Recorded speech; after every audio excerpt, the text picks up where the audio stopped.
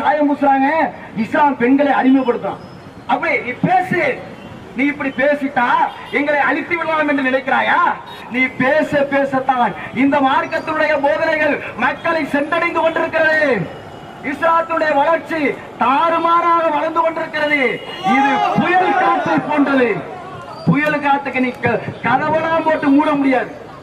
ஏன் அவ்வளவு? இதோடைய கண்டென்ட் அப்படி, இதோடைய சமத்துவம் அப்படி, இதோடைய சகோதரத்துவம் அப்படி.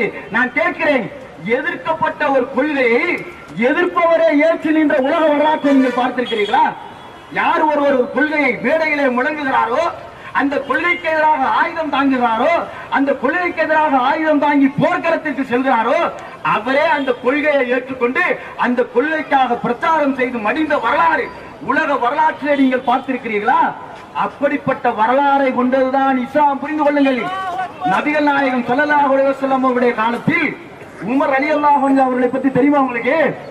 இந்தியா சுதந்திரம் கிடைக்க போதுங்க, காந்தியடிகள் மகாத்மா காந்தியடிகள்கிட்ட வந்து கேட்கிறாங்க, பத்திரிகையாளர்கள் கேட்கிறாங்க, இந்தியாவுக்கு சுதந்திரம் கொடுக்க போறாங்க, இந்தியா எப்படிப்பட்ட ஆட்சி முறை கொண்டு செல்ல வேண்டும் என்று நீங்கள் நினைக்கிறீர்கள்?